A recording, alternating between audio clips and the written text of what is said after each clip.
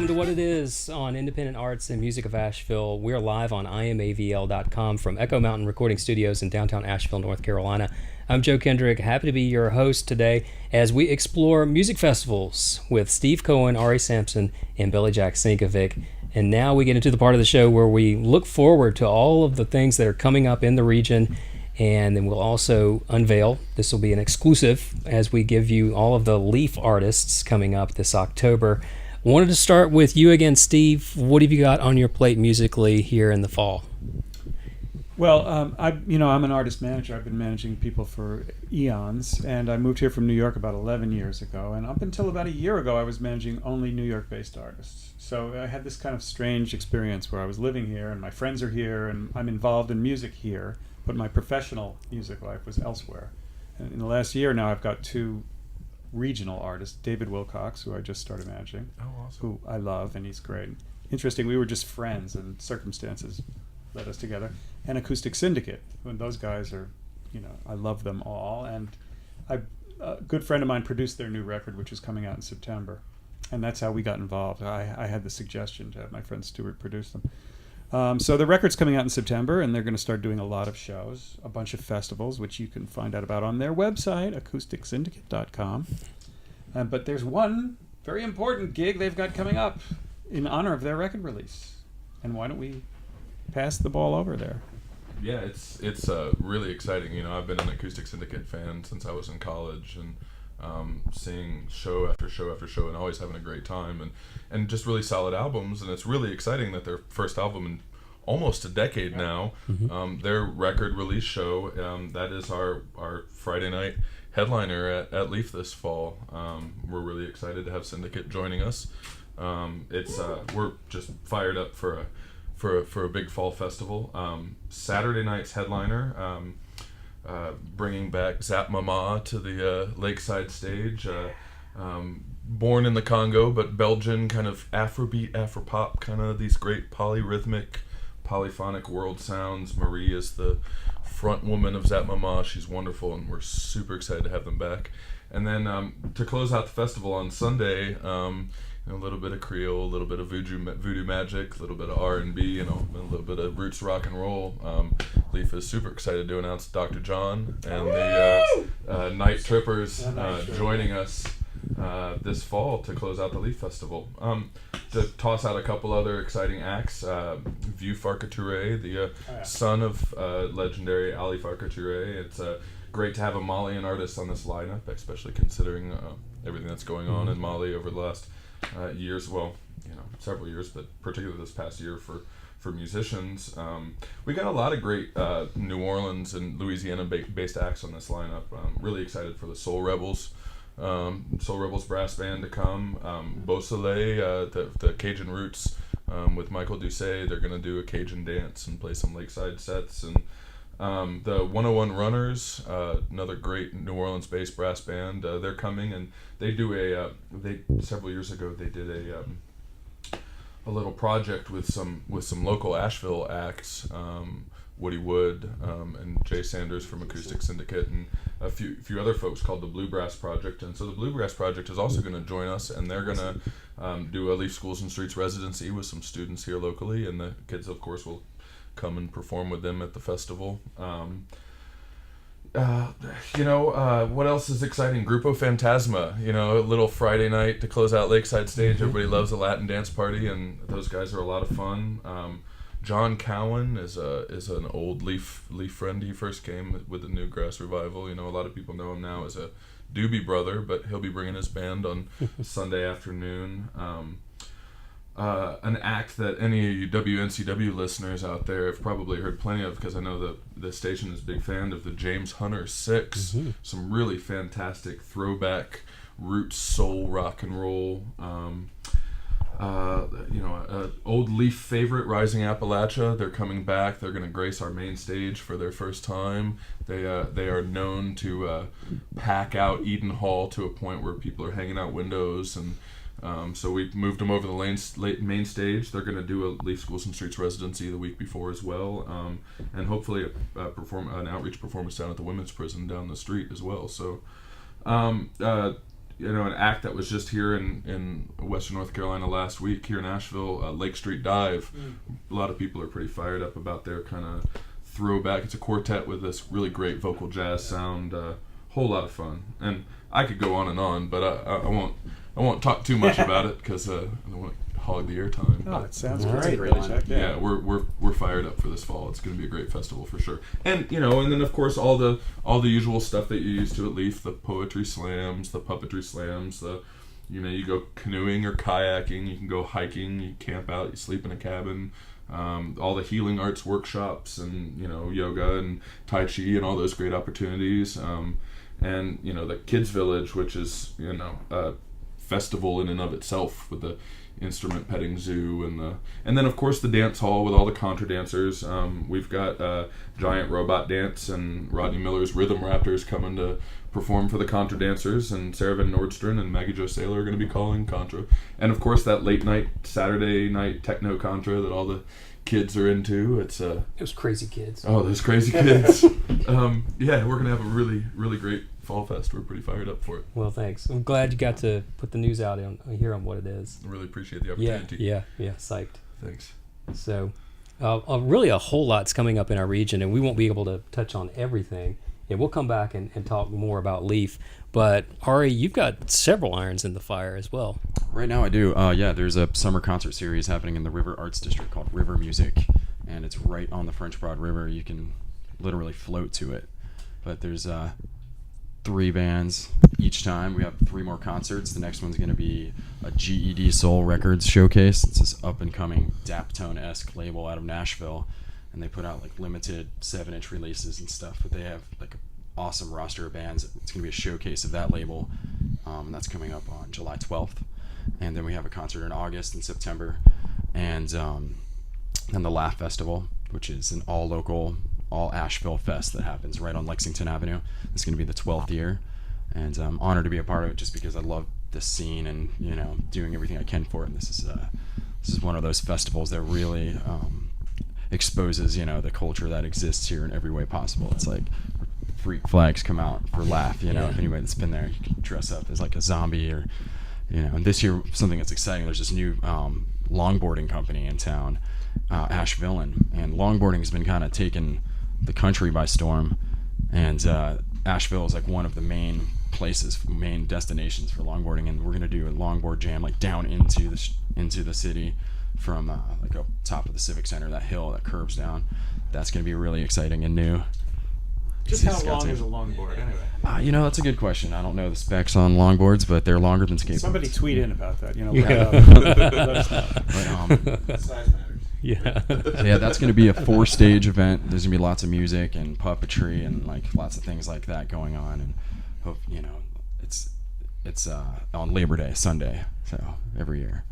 And you're also involved with All Go West. Yes, All Go West is one of my projects from 3 years ago. It's still going, and it's a West Asheville Fest, and it's the West Asheville Fest right now. And we're doing it's a free event, 2 stages, indoor, outdoor, and I try to keep it like diverse and edgy. And this year we had Quantic from Quantic Soul Orchestra doing all 7-inch set, and I had Afrobeat bands from Greensboro and punk rock and metal and indie and all kinds of things like that.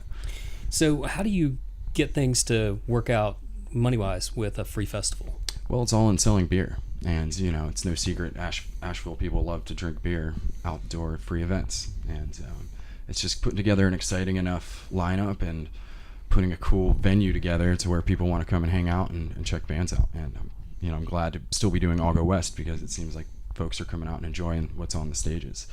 And this year we got a little bit of rain, but, that's not going to hold us back for next year. We're pretty excited and already planning for it. So.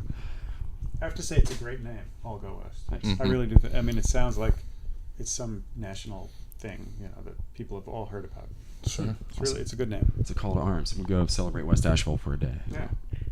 A lot of regional festivals coming up. Like we've got Flat Rock. We've got a new festival in Cleveland County, Clear Mountain View, that'll come around in August, I believe. That'll be their second year there. Any other festivals that you guys know of that you're going to plan on attending? Well, a few weekends ago, my wife Chris and we worked at a women's music and arts festival called Siren Mountain Jam up in the Boone County Fairground or the Boone Fairgrounds, and a really great experience. All women artists, a lot of just women's activities, and again with the trying to cater to a group of people, especially, sometimes festivals you see there's a lot more dudes at a festival. So it was great. It was very comfortable and fun and women oriented festival, and it was a really cool experience for me to get to work there. But I hope that they have the means and the energy to do it again, because it was a really great event. One thing we haven't talked about is EDM. Sure. That's all you read about in a way. These dance festivals are so huge. And EDM stands for electronic dance music. That's. I don't know that any of us have that in our personal experience that much, but that seems to be where a lot of the energy is going. A good bit. Well, actually, at Belshare weekend, I'm going to be down at the Gratafly Festival, which is mostly EDM. Mm-hmm. I'll be doing some stage management down there, and it'll be a weekend of EDM, live band and DJ. And it's interesting how here in Asheville the last few years, the success of Moogfest, which isn't necessarily an EDM festival, right, but it's a festival based around electronic technology, and I think with that resurgence of electronic technology in the EDM music scene moving forth, and now as changes happen, now we're going to have the Mountain Oasis Festival Halloween weekend, which is going to be a similar format, and then Moogfest will return next year in some form, if what I'm understanding. Yeah.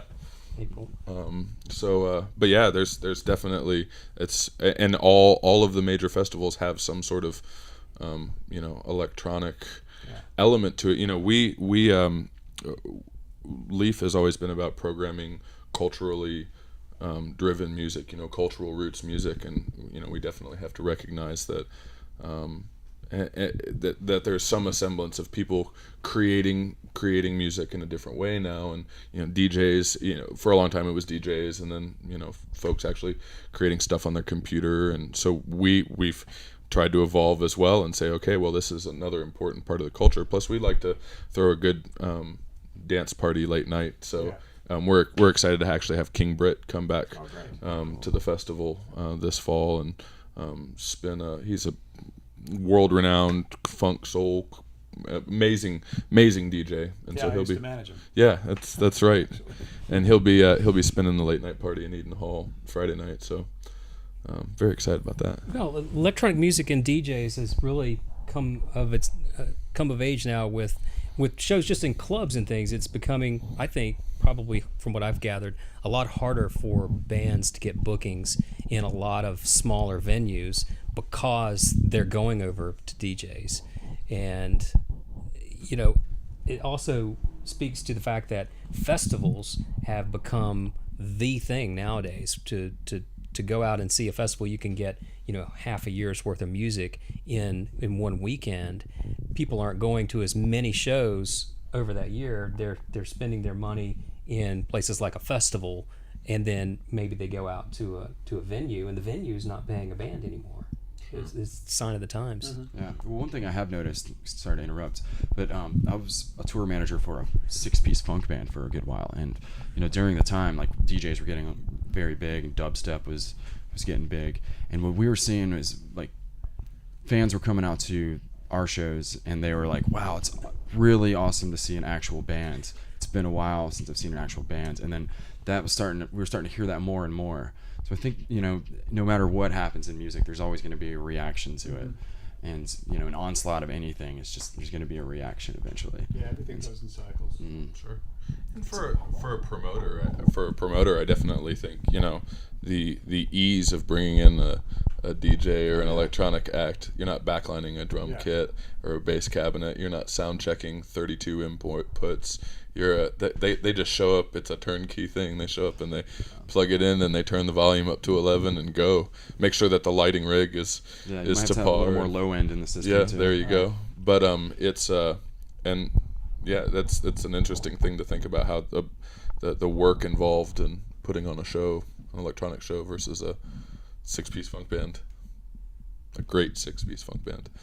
Yeah, I'm looking forward to stage managing a bunch of DJs actually. There you go. Some of those shows actually, there's a lot of production involved. Like Sure. Eamon Tobin, when I saw him at Moogfest a couple of years ago, that was stage set was amazing. It was pretty unbelievable. That must have taken work. Yeah.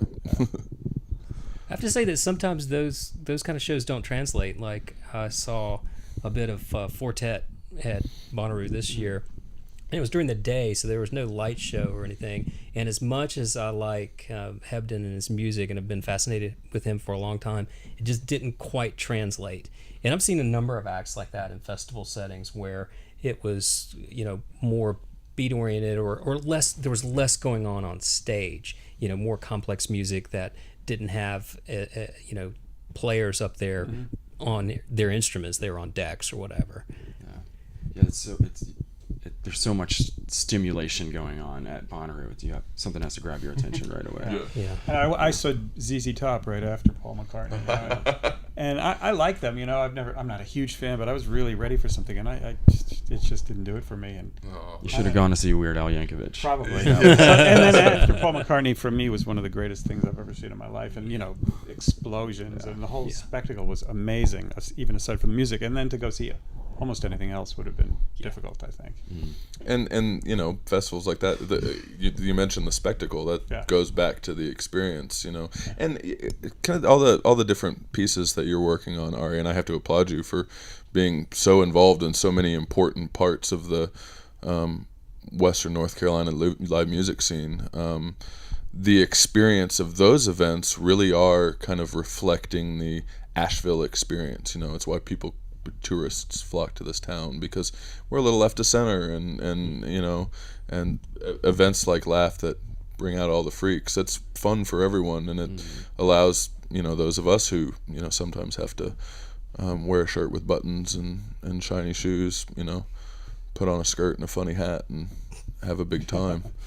I appreciate it. And they say, we won't get into it too much, but they say Bell shares for everyone and Laugh is for us. There you go. There you go. Somebody said that to me longer. I was like, I like that. That's great. All right, guys. Anything else? Yeah, well, I have one other thing. It's non-festival, but I'm starting to play in a band with BJ Liederman of NPR fame. Everybody knows his name. Everybody listens to NPR, and they go, how do I know that name? And he composes all those theme songs. And he moved here last fall, and so we've got a band going, and we're going to do a two-night benefit, August 2nd and 3rd at the White Horse in Black Mountain. All songs of George Harrison, and it's fantastic. benefiting Manna Food Bank. Oh, that's great. So it's we're rehearsing now. We have some great players, guest singers, and it's going to be really, really cool. Oh, that's cool. So That's hope great. you all come out for it. Yeah, BJ Liederman, a relatively new Ashevillean. Yeah. Yeah. He's a great guy, interesting character, and incredibly talented musician. For sure. And I'd love to just kind of remind you guys that if you get fired up about the Alif announcement we made today, you can see the whole list. We'll add more artists as we get a little bit further down the road, but you can see the whole list and buy tickets at theleaf.org or by calling our office at 828-686-8742. And for Laugh, we're still looking for volunteers and any community involvement that if anybody wants to be involved, you pretty much can. Just send me an email. Go to the Laugh website. It's lexfestavl.com. Well, gentlemen, thank you so much for being on the show. It's been a blast. Yeah. Our pleasure. Thanks, Joe. Yeah. Thanks to everybody here at IMAVL, Independent Arts and Music of Asheville, for producing another live What It Is. And don't go away. We're going to be doing this again in the future. Thank you for watching. I'm Joe Kendrick for What It Is. Until next time.